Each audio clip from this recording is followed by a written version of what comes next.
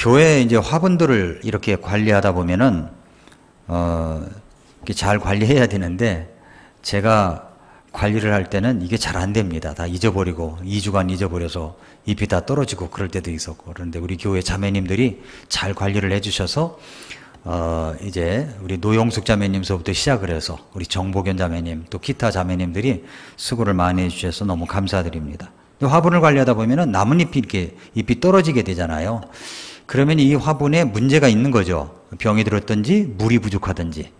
물이 부족해서 죽는 경우도 있는데, 그러면 이걸 화분을 살리려면 어떻게 해야 될까요? 물을 줘야 됩니다. 물을 어디다 줘야 될까요? 떨어진 낙엽에다가 잎사귀에다가 물을 뿌리는 사람은 없겠죠. 예, 뿌리에다가 물을 내려줘야 이제 다시 일어날 수가 있습니다. 사람도 그렇습니다. 병이 들었습니다. 시들시들합니다. 몸에 복잡한 질병이 찾아왔습니다. 그러면 어디를 치료해야 될까요? 그 병의 원인 치료가 돼야 됩니다. 그 병이 어디서부터 왔는가? 암 환자가 날로 늘어만 갑니다. 미국 국립암연구소에서 2003년부터 2007년까지 사망의 주요 원인인 10대 암을 발표했습니다. 순서대로 말한다면, 순위대로 이야기한다면 폐암, 또 대장암, 유방암, 췌장암, 전립선암, 비호치킨 림프병, 간암, 난소암, 그리고 식도암 순, 이렇게 순입니다. 미국 같은 경우는 암 때문에 수백만 명이 목숨을 잃고 수많은 돈을 연구비로 썼지만, 그렇지만 좀처럼 암은 감소하지 않고 늘어만 가고 있습니다. 우리나라 순위도 2018년도에 통계를 보니까 제일 암이 많은 것이 위암, 그리고 갑상선암, 폐암, 대장암, 유방암, 간암, 전립선암, 이런 순으로 되어 있었습니다. 암을 어떻게 치료해야 될까요? 어떻게 치료해야 될까요? 증상만 치료하려고 하는 것이 아니라 원인 치료를 해야 된다는 겁니다. 종양이 왜 생겼는가, 암덩어리가 왜 생겼는가 하는 거죠. 왜 암 종양이 일어났는지 그 원인에 대한 해결책에 집중해야 암이 주는 공포와 두려움 질환에서 벗어날 수가 있습니다. 증상만 치료한다고 하면 병든 나무를 소생시킨다고 낙엽에 물을 주는 것과 똑같다는 거예요. 암은 병이 아니다. 암은 병이 아니다. 라는 책을 쓴 안드레아스 모리츠 박사는 자기에게 찾아온 이 조지라고 하는 청년 한 명에 대해서 이렇게 이야기를 했습니다. 자기에게 오기 1년 전에 암으로 2개의 신장 중 1개를 잃었답니다. 이미 수술을 마치고 의사들이 말하기를 수술 너무 잘 됐다고, 아주 완전하게 제거가 됐다고 그러면서 완전 건강증명서까지 주었다고 합니다.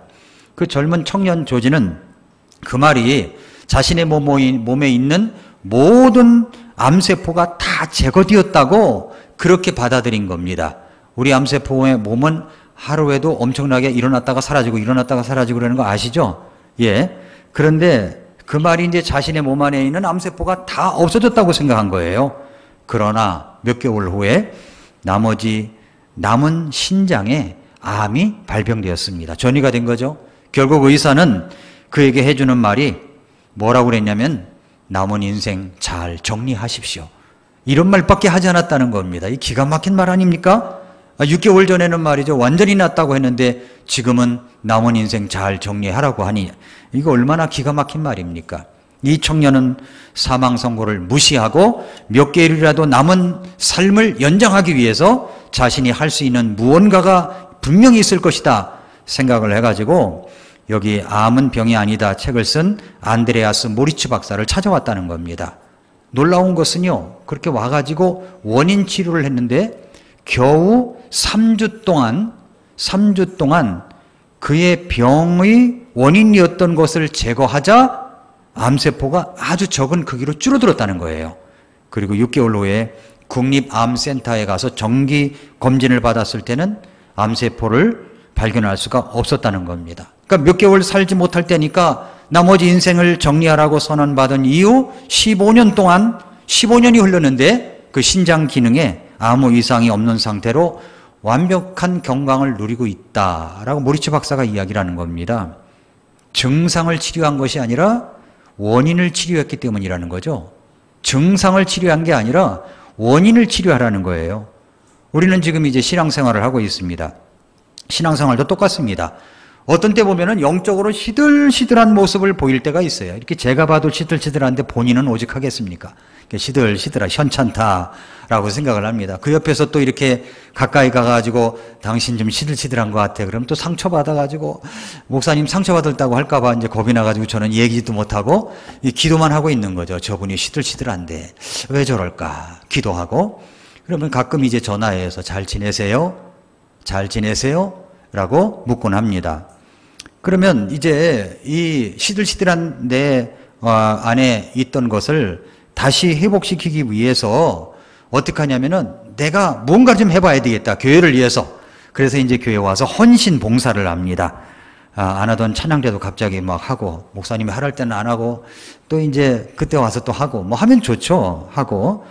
그리고 뭐 헌신 봉사도 하고 갑자기 막 일을 많이 해요. 율법적으로 자신을 몰아붙입니다. 그저 해야 할 것들에만 집중하는 거죠. 그것은 뭐냐면 화분이 시들하고 떨어진 나뭇잎이 있을 때 뿌리에다 물을 주는 게 아니라 그 나뭇잎에다 물을 주는 것과 같다는 겁니다. 증상만 치료해서는 되지 않는다는 거죠. 원인을 치료해야 돼요. 원인을. 여러분, 우리 신앙과 생활이 바뀌어지기 위하여 어디에 영양분 있는 물을 주고 있습니까? 겉으로 드러난 것을 고치는 데 집중하는 것이 아니라 여러분 근본적인 것을 바꾸는 데 집중해야 됩니다. 어디에 집중하느냐에 따라서 생활 변화의 폭도 엄청나게 달라질 수가 있습니다. 요한계시록은 어떤 책이냐면은 이제 마지막 때에 마지막으로 우리 주님께서 사도 요한이라는 제자를 통해서 우리 성도들이 이 말세를 살고 있는 성도들이 시들시들해진 모습이 아니라 교회도 부패해지고 타락하고 죄할 일을 잊어버리는 모습이 아니라 정말로 사명감 있는 모습을 갖게 하기 위하여 원인 치료를 하게끔 만들어준 말씀입니다. 원인 치료. 그 요한계시록을 우리가 똑바로 알게 되면은요, 정신을 바짝 차리지 않을 수가 없어요. 예수님이 곧 오십니다. 이렇게 막 이야기를 해도 잘 안 듣는데 이 말씀을 정확하게 이해하고 나면은 정신을 똑바로 차린다고요. 내가 이렇게 살아서는 안 되지. 예수님 오실 때가 다 됐는데 이렇게 살아서는 안 되지. 그렇다고 해서 제가 여러분에게 말씀드리는 것이 이단들이 이야기하는 것처럼 말세가 됐으니까 예수님 오실 때가 됐으니까 여러분 학교도 그만두고 사업도 그만두고 집도 팔고 논도 팔고 다 팔아서 집단 공동체로 모이시다. 그건 이단들이나 하는 이야기입니다. 그게 아니고 여러분이 일상생활에 충성을 다하면서 예수님 오실 때를 기다리는 거죠. 예수님이 만약에 이번 연말에 오신다고 생각해 보십시오. 날짜는 몰라요. 그냥 예를 들어서 이야기한다면 그러면 여러분이 남은 4개월여 동안 그 스케줄을 변경하시겠습니까? 그대로 살아가겠습니까? 만약에 변경한다면 변경이야 좀 있겠지만 전폭적으로 다 바꿔야 된다는 것은 지금까지 주님의 뜻대로 살지 않았다는 거예요. 그래도 나는 주님 오실이 내일 온다고 할지라도 오늘 내일을 정말 최선을 다해서 일하겠다고 하는 분들은 날마다 아침마다 주님과의 교제 속에서 일일 스케줄을 짜고 위클리를 짜고 월간 계획을 짜고 연간 계획을 세우는 사람들입니다. 우리가 예수님이 오신다고 할지라도 일상생활에 충성을 다해야죠. 이단들은 그렇지 않아요. 이단들은 다 논도 팔고 집도 팔고 다 팔아서 가지고 이단들이 돈이 많은 이유가 거기에 있는 겁니다. 그렇게 사람들을 이용하고 성경을 왜곡하는 그런 일들이 있습니다. 어디에다가 우리의 그 말씀의 영양분을 부어야 돼요? 우리 원인 치료가 돼야 되는 거예요. 원인 치료를 해줄 수 있는 말씀이 바로 요한계시록이라는 겁니다. 그래서 제가 여러분들이 7, 8가지 요한계시록에서 반드시 일어나야 될 것들 7, 8가지를 안 다음에 요한계시록을 읽으면은 이해가 빨라요. 그냥 읽으면 어려워요. 아주 신비스러운 책이니까. 그래서 마귀 사탄은요, 창세기를 못 보게 하고 요한계시록을 못 보게 합니다. 창세기는요, 너무 신비적인 거예요. 하나님께서 흙으로 사람을 지었다는 것은 과학적으로 맞지도 않고 그렇다니까 아직 보지도 못하게 만듭니다. 요한계시록은 너무 신비한 게 많으니까 보지 못하게 만들어요.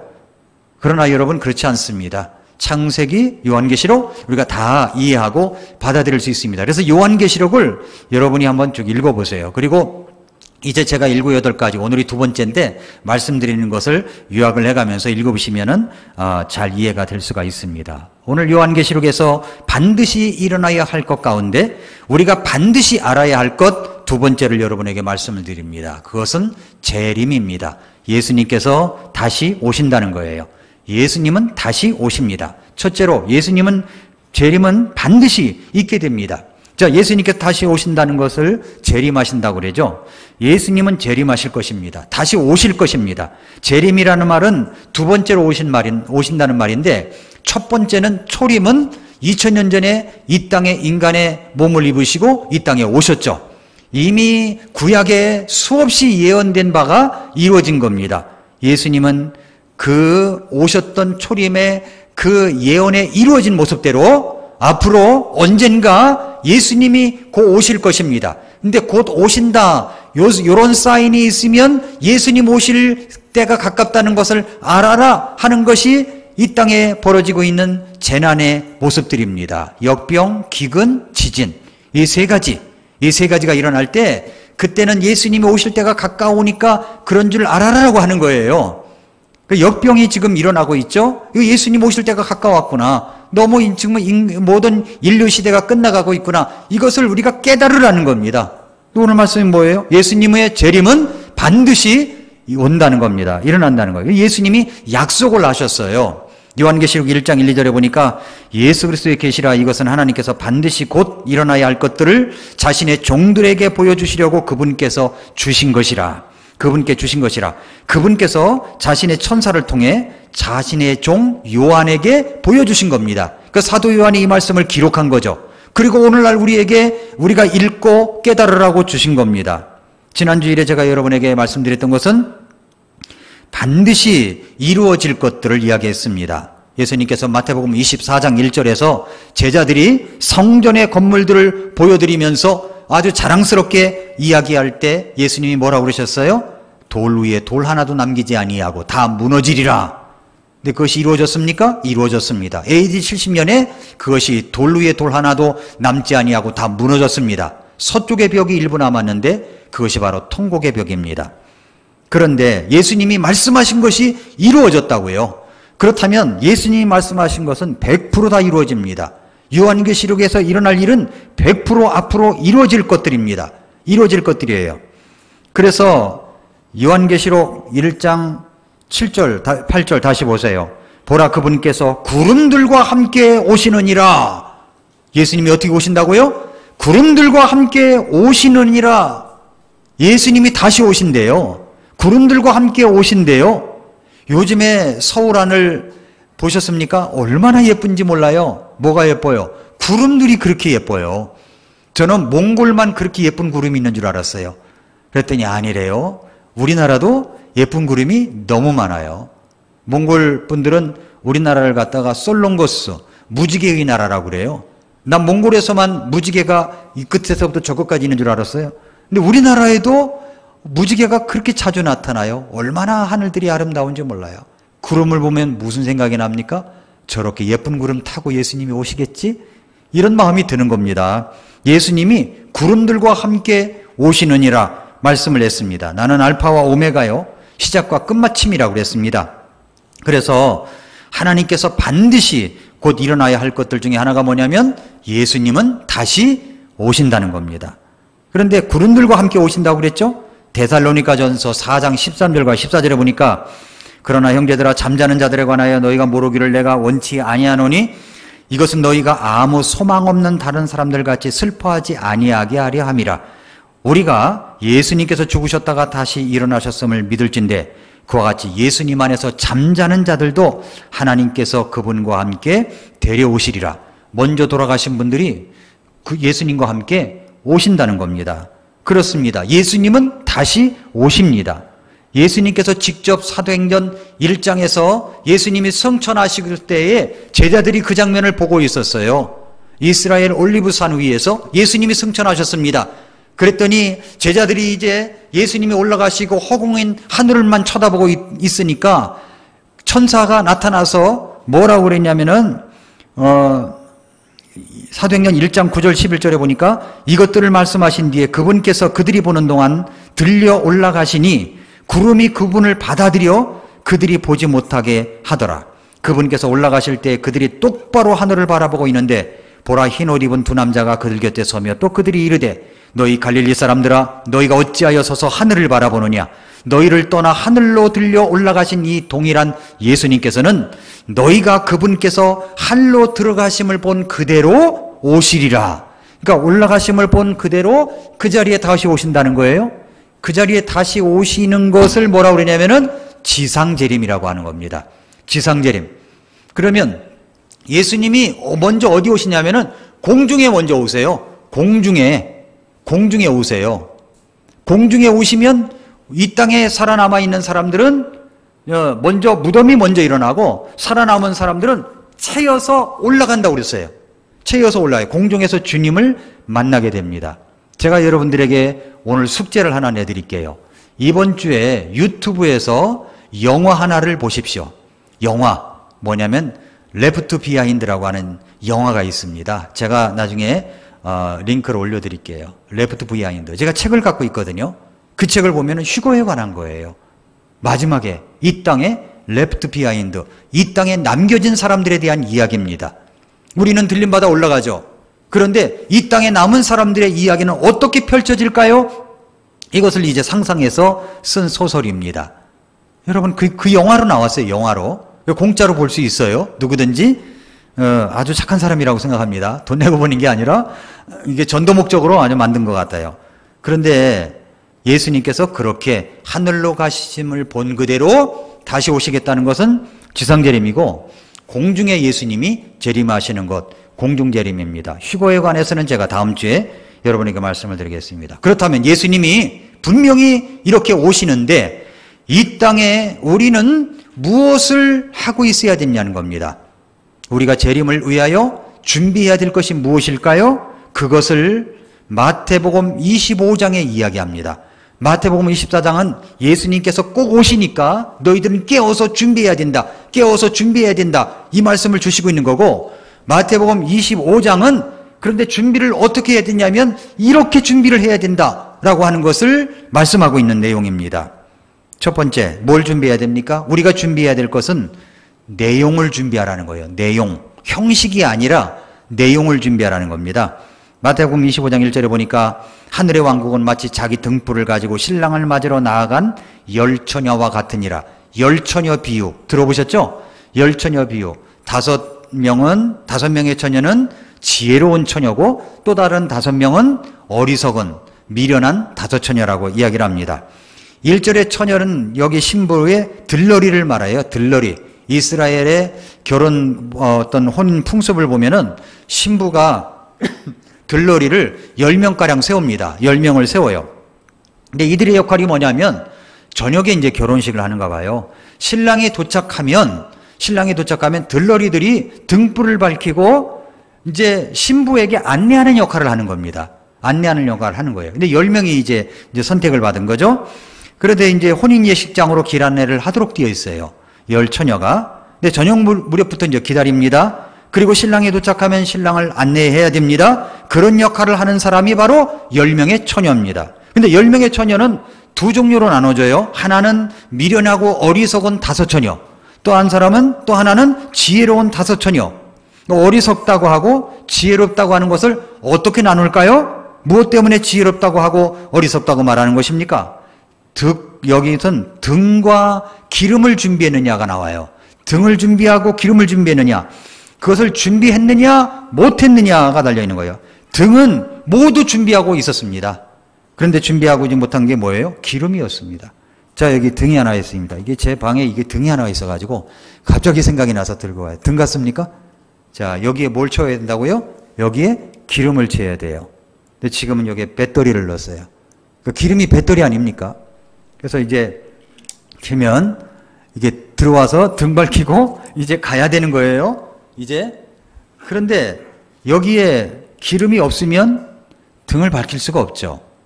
그러니까 이 안에 기름을 갖고 있는 처녀는 아주 지혜로운 처녀고, 이 기름이 없는 처녀는 어리석은 처녀라는 겁니다. 그러니까 지금 여기서 말씀하고 있는 게 뭐냐면 이 안에 내용물이 뭐냐, 내용물이 제대로 들어있느냐, 이것을 성경은 이야기하고 있는 겁니다. 자, 어리석은 5처녀와 지혜로운 5처녀 삶이 서로 달랐다는 것이 아닙니다. 똑같았어요. 똑같아요.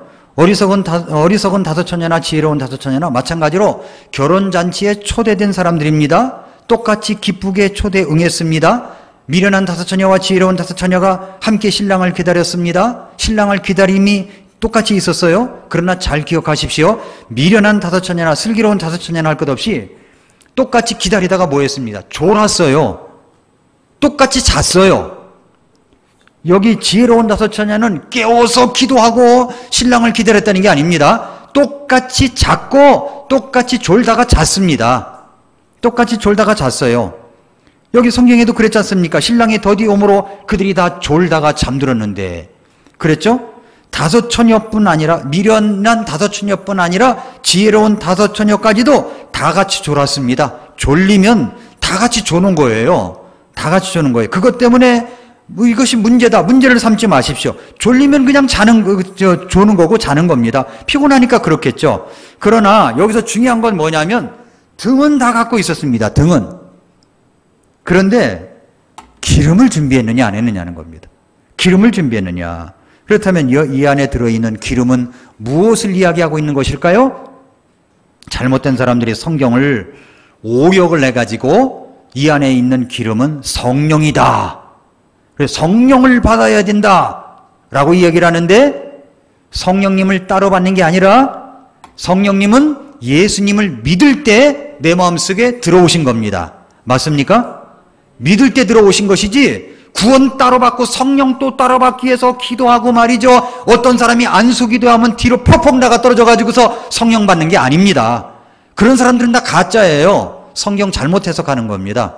생각해 보세요. 이 안에 들어있는 기름이 성령이라면 기름이 타서 없어질 거 아니에요. 성령님이 없어집니까? 한번 내주한 성령님은 절대 떠나지 않으세요. 이 안에 계시는 겁니다. 다 같이 등은 가지고 있었어요. 중요한 것은 이 안에 있는 것이 뭐냐? 이것은 우리가 해석할 때 내용물이라고 알아야 됩니다. 내용물이 뭐냐는 거예요. 내용물. 등은 형식을 말하는 거예요. 이건 형식입니다. 그런데 기름은 뭘 말하냐면 내용을 말하는 거예요. 내용. 그러니까 우리가 준비해야 될 것은 뭐냐면 형식의 내용물을 담아둬야 된다는 겁니다. 형식의 내용물을 담아둬야 돼요. 등은 무엇을 말합니까? 등은 우리의 외형적 신앙생활을 말하는 거죠. 외형적 신앙생활.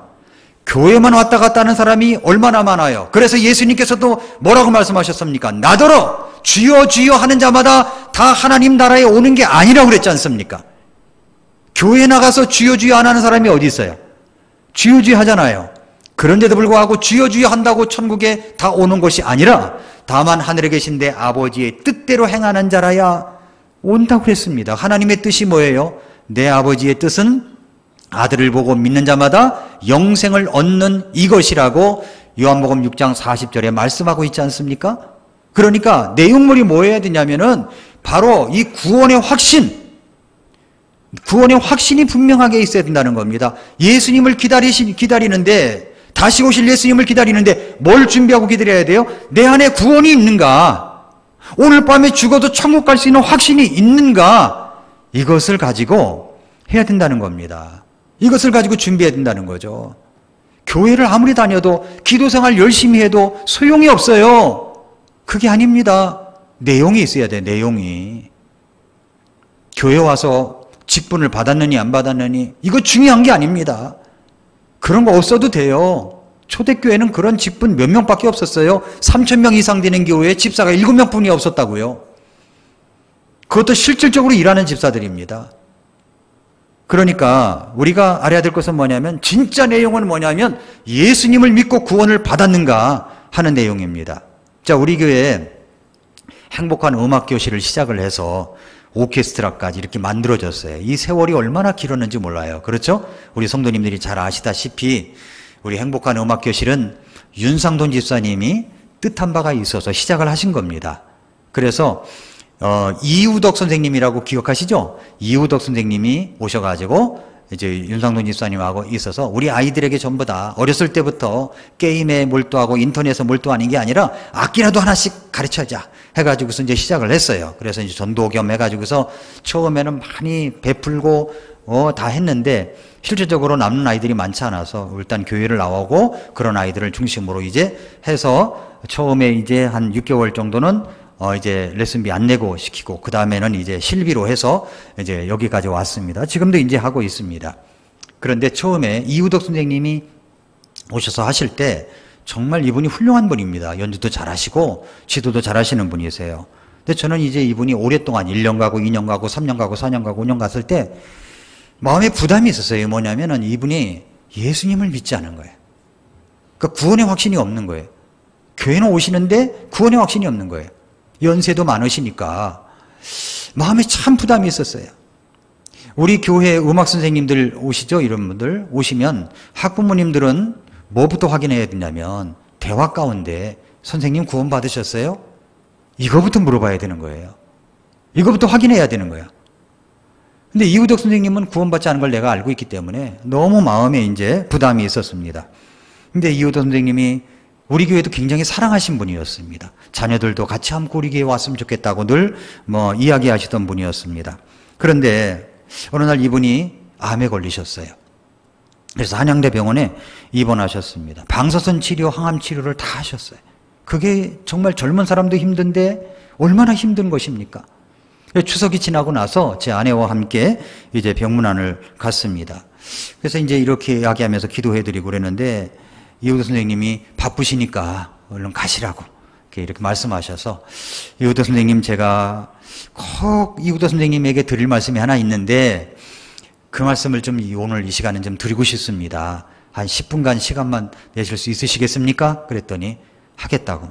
그래서 제가 이게 글 없는 책, 이거 글 없는 책이거든요. 여기 색은 있는데 글이 없어요. 황금색이 있죠. 그 다음에 검은색이 있죠. 그리고 빨간색이 있죠. 이제 여기에 이제 흰색이 있습니다. 이거 가지고 복음을 설명하는 겁니다. 제가 연세 많은 분이나 어린아이들에게는 이거 가지고 설명을 해요. 그래서 설명을 해드렸습니다. 황금색을 보여주면서 이건 천국을 상징합니다. 천국은 길바닥이 황금으로 되어 있다고 합니다. 눈물도 없습니다. 고통도 없습니다. 병도 없습니다. 거기에는 죽는 것도 없습니다. 늙음도 없습니다. 이곳에 우리 이우덕 선생님이 오시기를 하나님께서 기다리고 계시다. 하나님은 모든 사람이 구원을 받고 진리를 아는 데 이르기를 원하신다고. 그러면서 근데 이곳에 갈 수 없게 하는 이유가 있습니다. 갈 수 없게 만드는 게 바로 이 까만색은 죄를 말합니다 하면서 이제 복음을 설명했어요. 그리고 나서 이제 제가 이야기를 했습니다. 예수님께서 이우덕 선생님의 모든 죄를 용서하시고 마음의 문을 두드리고 계시는데 내가 너의 마음속에 들어가서 네 죄를 용서하고 그리고 너의 구세주가 되기를 원한다고 하시는데 어떻게 하시겠습니까? 그랬더니 마음문을 열고 예수님을 모셔드리겠다고. 그래서 이제 같이 이제 기도를 하려고 하니까 뭐라고 그러냐면은 예수님을 자기는 그렇게 의지하고 싶은데 예수님이 나 같은 자를 받아주실까요? 그러시는 거예요. 받아주시고 말고요. 받아주시고 말고요. 그래서 이제 영접 기도를 같이 했습니다. 그런데 이우덕 선생님이 영접 기도를 한 다음에요. 이 글 없는 책을 붙들더니 흰색 장을 쓰다듬으면서 그렇게 우시는 거예요. 그렇게 우시는 거예요. 왜 우셨을까요? 나 같은 죄인 이렇게 깨끗하게 하얗게 용서해 주신 것에 대해서 너무너무 감사한 거예요. 그 눈물을 흘리시는 거예요. 그러고 나더니 속이 다 후련하다고 감사하다고. 그래서 이제 그렇게 기도하고 왔습니다. 그분이 이제 돌아가셨고 천국에 가셨습니다. 저는요, 우리 윤상도 집사님이 행복한 음악교실을 위하여 투자한 헌금이 엄청납니다. 우리 상상을 초월해요. 악기도 다 구입했죠, 악기도. 그런데 그 아낌없이 퍼부은 금액과 이우덕 선생님의 영원한 생명과 맞바꿀 수 있을까요? 맞바꾸지 못하는 거예요. 저는 이우덕 선생님이 구원받은 것만 해도 이건 놀라운 것이다, 이거. 놀라운 것이다. 너무너무 그때 감사했습니다. 감사했어요. 여러분 그렇습니다. 교회만 다닌다고 구원이 아닌 겁니다. 형식은 내용을 대신할 수가 없어요. 형식 속에 담겨져 있는 내용물, 그 내용이 바로 예수 그리스도를 통한 구원이 들어있는가 하는 것입니다. 구원이 없으면 아무 소용이 없는 거예요. 자, 첫 번째 우리가 깨달아야 될 것이 뭐냐면 열처녀 비유를 통해서 바로 형식이 아니라 내용이 중요하다는 것을 말씀을 드렸고요. 두 번째, 신앙의 내용은 개인적이라는 겁니다. 개인적이야. 자, 신랑이 도착했습니다. 신랑이 도착했다는 전가를 받자마자 이제 각자 등을 들고 나갈 거 아닙니까? 근데 5명은 다 이제 이렇게 불이 들어왔어요. 불이 들어와서 등 밝히고 갑니다. 그런데 나머지 5명은요, 등이 밝히질 않는 거예요. 왜 그런가 했더니 기름이 없어. 그러니까 그 기름이 없는 5처녀가, 미련한 5처녀죠? 어리석은 5처녀가 기름이 있는, 등불을 밝히고 있는 5처녀에게 이야기합니다. 기름 좀 빌려달라고. 기름 좀 빌려달라고. 그런데 이 5처녀, 지혜로운 5처녀가 빌려줄 수 없다고 하면서 가버렸어요. 그러면 우리가 생각할 때, 이 내용을 생각할 때, 어떻게 그렇게 야속하게 그냥 가냐? 좀 이제 나눠주지. 왜 그냥 가냐?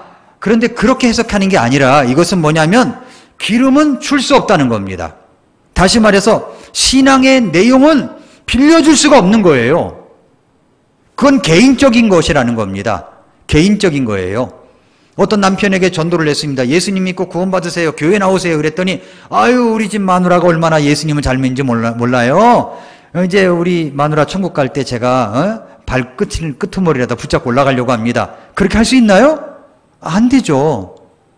우리 부모님이 구원받는다고 내가 구원받은 건가요? 아닙니다.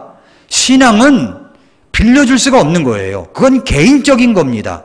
개인의 구세주로, 내 개인의 구세주로 내가 죄인임을 회개하고 예수님을 구주로 믿었는가 안 믿었는가, 이 사실이 중요하다는 겁니다. 그래서 빌려줄 수가 없었던 거죠. 안타깝지만 그냥 가버린 겁니다. 모디 신학교 학장이었던 조지 스위튼 박사가 이런 이야기를 했습니다. 하나님은 자녀만 있지 손자가 없다. 그렇지 않습니까? 하나님은 자녀만 있지 손자가 없다. 무슨 말인지 깨달아지십니까? 여러분, 한 사람 한 사람이 개인적으로 예수 그리스도에 대한 신앙과 고백, 구원의 확신을 가지고 있어야만 하나님의 자녀가 되는 것이지, 부모님이 믿었다고 해서 저절로 자녀들이 구원받는 것이 아니라는 것을 말씀하고 있는 것입니다. 어떤 사람은 이제 모태에서부터 자기는 신앙을 갖고 태어났다고 얘기합니다. 모태신앙이라고 그러죠. 보통 모태신앙인 사람들이 전부 다 못하는 게 많더라고요.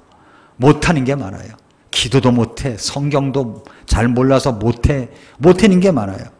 그래서 여러 가지로 이제 모태가 많습니다. 언제 여러분은 개인적으로, 인격적으로 예수님의 복음을 듣고 진지하게 자신이 죄인인 것을 회개하고 예수님을 마음의 구주로 영접한 적이 있으십니까?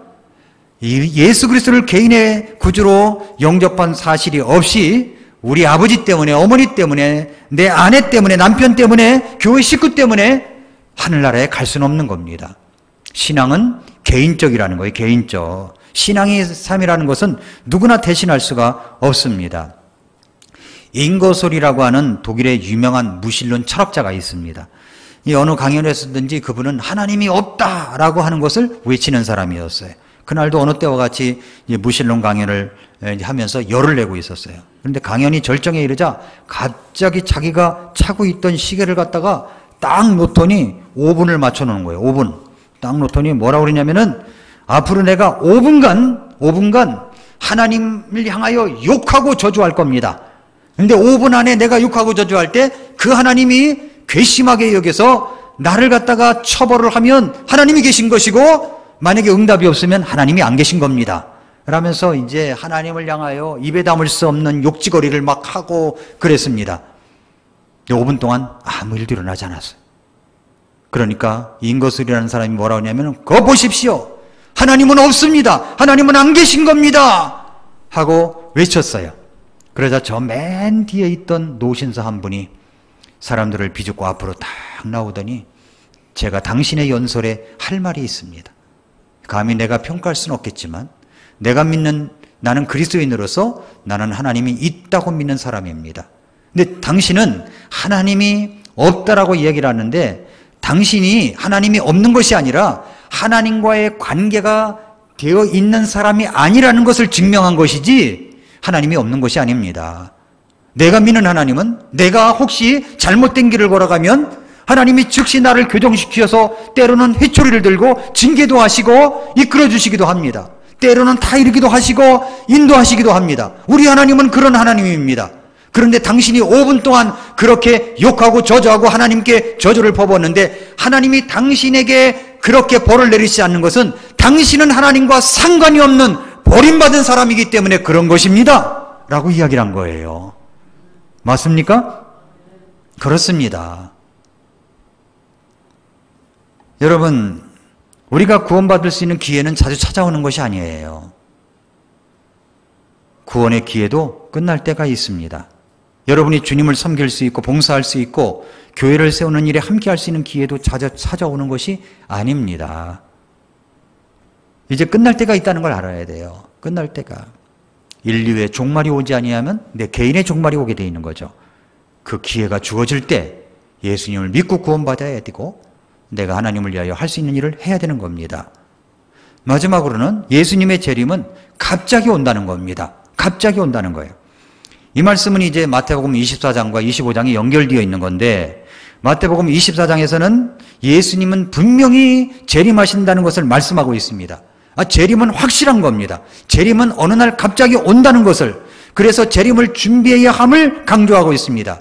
근데 오늘 본문은 사실 마태복음 24장에서 강조하고 있는 것과 연결된 상에 있다는 것을 볼 수가 있죠. 마태복음 24장 42절부터 44절에 보면은 예기치 않은 때에 예수님이 오시니까 항상 깨어 있어야 된다라는 걸 말씀하고 있고요. 마태복음 24장 45절부터 51절에는 깨어 있기만 하는 것이 아니라 한 걸음 더 나아가서 하나님께서 기뻐하시는 행동을 해야 한다라는 것을 말씀하고 있습니다. 그리고 이제 마태복음 25장 1절부터 13절에서는 예수님께서 오시는 것이 더디다고 생각되기도 하지만 분명히 오시니까 마땅히 준비할 것을 준비하고 있어야 된다는 것을 강조하고 있습니다. 24장 43절에 보면은 그러나 이것을 알라, 만일 집주인이 도둑이 어느 경점에 올 줄 알았더라면 깨어있어 자기 집을 뚫리지 않게 하였으리라. 그러므로 너희도 준비하고 있으라. 너희가 생각지 않는 시각에 사람의 아들이 오느니라. 생각지 않은 시각에 오신대요.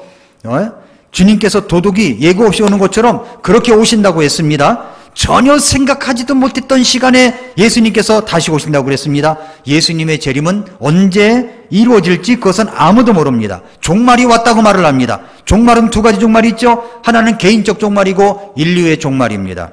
이 세상은 우리가 떠날 때가 있죠. 우주적 종말이라는 것이 있죠.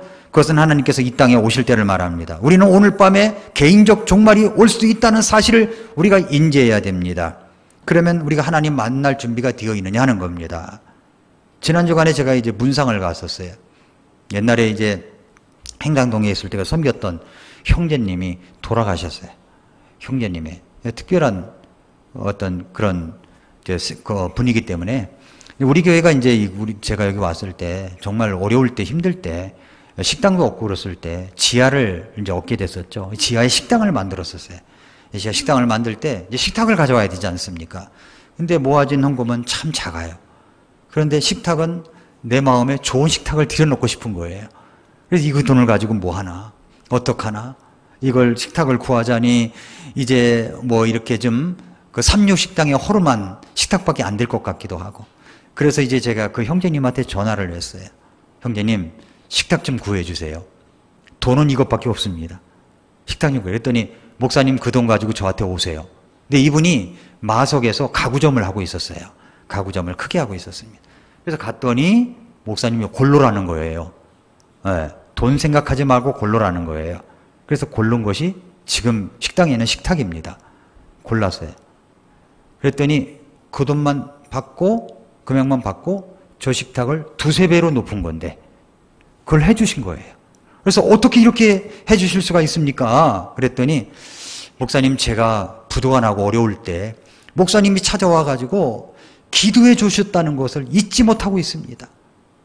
우리 회사의 지분은 목사님 지분도 있습니다. 그러면서 저를 격려하면서 그렇게 해주신 거예요. 그래서 너무 고마웠어요. 근데 그분이 돌아가셨어요. 그분이 하나님의 부르심을 받고 천국 가셨습니다. 너무 안타까운 마음에 지난 주간에 이제 제가 문병을 갔다 왔는데 참 지난 주간에 그런 생각이 많이 들었어요. 우리 다 떠날 때가 있다는 거죠. 떠날 때가 있다는 거죠. 여러분 마태복음 25장 13절에 그러므로 깨어 있으라. 너희가 사람의 아들이 오는 그날도 그 시각도 알지 못하느니라. 그래서 우리가 깨어 있어야 되는 겁니다. 깨어 있어야 돼. 우리가 알고 있는 어떤 일의 죽음을 보신 적 있으십니까? 그게 남의 일이라고 생각하십니까? 남의 일이 아니에요. 남의 일이 아닙니다. 그것은 저와 여러분의 일입니다. 죽음이라고 하는 것은요, 어느 날 예고도 없이 찾아오는 거예요. 누가 알았겠습니까? 어느 한순간 갑작스럽게 죽음이라는 것이 나에게 찾아올 수 있습니다. 그러면 내 가족에게도 찾아올 수가 있고 내 주변의 이웃들에게 찾아올 수도 있고 내가 알고 있는 어떤 사람에게 찾아올 수가 있습니다. 그럼 주님 만날 준비가 되어 있냐는 겁니다. 주님 만날 준비가 되어 있습니까? 만약에 우리가 주님이 다시 오심을 준비하지 못한다면 오늘 본문에 나오는 어리석고 미련한 처녀와 다를 바가 없는 겁니다. 왜 이 말씀을 예수님께서 말씀하셨을까요? 준비하고 기다려라. 꼭 오니까 준비하고 기다려라 말씀하시는 겁니다. 마태복음 25장 10절 12절 보세요. 그들이 살아간 사이에 신랑이 오므로 준비된 자들은 그와 함께 혼인잔치에 들어가고 문이 닫히니라. 문이 닫힌 겁니다. 한번 문이 닫히면 열어주지가 않는 거예요. 그 뒤에 다른 처녀들도 와서 이르되 주여 주여 우리에게 열어주소서. 그가 응답하여 이르되 진실로 내가 너에게 이르노니 내가 너희를 알지 못하노라. 왜 몰랐을까요? 내용물이 없으니까. 내용이 없으니까. 그러므로 깨어있으라. 너희가 사람의 아들이 오는 그날도 그 시각도 알지 못하느니라. 지금은 예수님이 분명히 다시 오신다는 것을 기억하고 기다려야 될 때입니다. 기다려야 됩니다. 신앙의 내용을 준비하고 기다려야 되는 겁니다. 첫 번째 뭐라고 그랬어요? 구원의 확신입니다. 분명한 확신. 분명의 확신이 분명하면요. 확신이 분명하면 정말 기쁨이 있고 감사가 있어요. 기쁨이 있고 감사가 있습니다. 그리고 또 하나 준비해야 될 것이 뭡니까? 주님을 향한 섬기고 봉사하는 것. 너는 주님을 위하여 무엇을 했니? 무엇을 했니? 예수님께서 말씀하시기를 얘야 이리 오너라. 너 크고 좋은 상급을 주겠다. 제가 뭘 했나요? 네가 참 내가 힘들 때 와서 배고플 때 와서 먹을 걸 주었고 목마를 때 마실 것을 주었고 내가 감옥에 있을 때 네가 찾아와 주었고 그러지 않았니? 제가 언제 그랬나요? 그랬더니 예수님께서 뭐라고 그랬어요? 작은 자 하나에게 한 것이 나에게 한 것이다. 작은 자 하나에게 한 것이 나에게 한 것이다. 교회를 위하여 교회를 주신 하나님께 감사하면서 교회를 위한 충성된 사람이 되어야 됩니다. 충성된 사람이 되어야 돼. 그때 하나님께서 여러분을 축복하실 것입니다. 또 하나 준비해야 될 게 뭐예요? 이웃 사람들에게 복음을 전하는 겁니다. 코로나 시대라고 전도가 안 되는 게 아니에요. 안 되는 게 아닙니다. 우리가 말을 해야 돼. 너도 예수님 한번 믿어볼래? 예수님 한번 믿어볼래? 그래서 믿어봐야 되는 거예요. 전에도 말씀드린 것 같은데 제가 전도사 시절에 신방을 다니다가 부지런히 이제 구역마다 신방을 다녔어요. 전도사 시절. 근데 전도사니까 하나님의 말씀이 준비가 뭐가 이렇게 많이 됐겠습니까? 그래서 이제 성경을 가서 그 집의 형편과 그다음에 어떤 내용과 이야기를 듣고 말씀을 펴가지고 들어야 되는 거거든요. 그래서 말씀을 준비하고 가지만 형편이 그러니까 다른 말씀을 줘야 되기도 합니다. 그래서 그렇게 신방 다닐 때는 얼마나 말씀을 많이 읽었는지 몰라요. 왜냐하면 말씀을 이제 준비하고 있다가 내놔야 되니까 신방을 하면서 그렇게 했는데 어떤 때는 말씀이 생각이 안 나는 거예요. 찬송을 한번 부르겠습니다. 찬송 1절부터 4절까지 불러. 일부러 4절까지 있는 걸 또 골라놓은 거예요. 예, 4절까지 하는 동안에 생각나달라고. 근데 4절까지도 가도 생각이 안 나요. 그러면 또 이제 누구 기도해 주시겠습니다. 그러면 누구 기도해? 그러면 또 기도하면서 성경이 창세기서부터 요한계시록까지 쫙 가긴 가는데 어떤 말씀을 잡아야 될지 모를 때가 많아요. 예수님의 이름으로 기도합니다 할 때 퍼뜩 생각이 나가지고 그걸 꺼내가지고 말씀을 턱 드리면 어쩜 그렇게 내 상황에 맞는 말씀을 주시냐고 그럴 때가 있었어요. 그런데 이분은 이번에 간 신방은 복음을 전하는 거니까 이미 뭐 복음을 다 준비되어 있으니까. 그래서 한 사람을 놓고 복음을 전했습니다. 열심히 복음을 전했어요. 근데 이 사람이 구원받은 게 아니라요, 옆 사람이 구원을 받더라고요.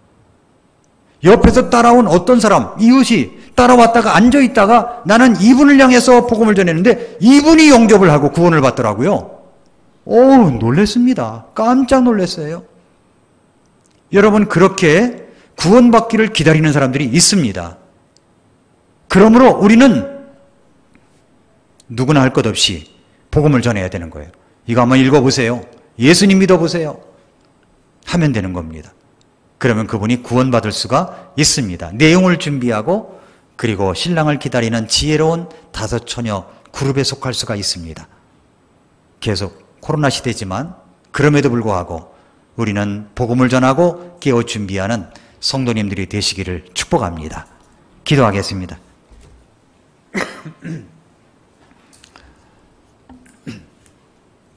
시간 머릿속에서 기도하겠습니다. 조용히 기도할 때 우리 자신 한번 돌아봅시다. 혹시 여러분 가운데, 혹시 이 말씀을 방송으로 듣는 여러분 가운데 저는 오늘 밤에 죽으면 천국 갈 수 있는 자신이 없습니다. 그러나 제가 말씀을 듣고 보니 구원받아야 될 사람인 것이 깨달아졌습니다. 목사님, 제가 구원받기를 원합니다. 저를 위해서 기도해 주십시오. 그런 분 계시면 잠깐 손을 들었다 내려주시기 바랍니다. 그런 분 계십니까? 혹시 방송을 듣고 있는 여러분 가운데 그런 분이 계시면 저에게 연락을 해주시면 도와드리겠습니다. 사랑하는 성도 여러분, 우리 안에 구원의 확신이 있다면 그 다음에 무엇을 준비해야 될까요? 내용물이 무엇이 담겨져 있을까요? 여러분 안에 내용물, 주님께서 원하시는 것, 그걸 담아서 주님을 기다리며 예수님을 기다리며 신랑 되신 예수님을 기다리면서 신부로서 단장하게 준비하고 기다리는 우리 성도님들이 될 수 있기를 바랍니다. 하나님, 제가 그렇게 살아가기를 원합니다. 도와주시옵소서. 같이 기도하겠습니다.